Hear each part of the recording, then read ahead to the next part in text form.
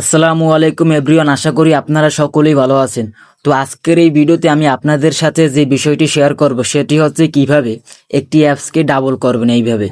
তো প্রথমেই আমরা চলে যাব সেটিংসে চলে যাওয়ার পরে এখানে সার্চ বারে লিখে সার্চ করব ডুয়াল অ্যাপস।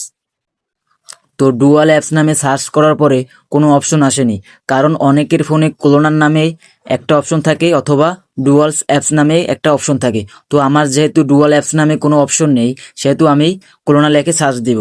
তা ক্লোনার অ্যাপস নামে সার্চ দেওয়ার সাথে সাথে এখানে দেখবেন একটা অপশন চলে আসছে অ্যাপ ক্লোনার। তো এটাই ক্লিক করব। ক্লিক করার পর এখানে আবার দেখতে পাচ্ছেন অ্যাপ ক্লোনার নামে একটা অপশন, সেটাই ক্লিক করবেন। ক্লিক করার পরে এখানে আমার ফেসবুক অলরেডি ডাবল করা আছে। তো আমি এখন ফেসবুক লাইটটাকে ডাবল করতে চাই। তো আমি ফেসবুক লাইটে ক্লিক করলাম। ফেসবুক লাইটে ক্লিক করার পরে আমি হোম পেজে চলে আসলাম। তারপর এখানে স্ক্রল করার পর সাথে দেখবেন যে ফেসবুক লাইটের সাথে আরেকটি ফেসবুক লাইট অ্যাড হয়ে গেছে। তো এটাকে টেনে ধরে এখানে নিয়ে আসবেন। নিয়ে আসার পরে এখানে ঢুকবেন। ঢোকার পরে আপনার নতুন আইডি লগ ইন করে নেবেন। এখানে আগে থেকেই লগ ইন কিন্তু থাকবে না। তো আশা করি ভিডিওটি আপনারা বুঝতে পেরেছেন।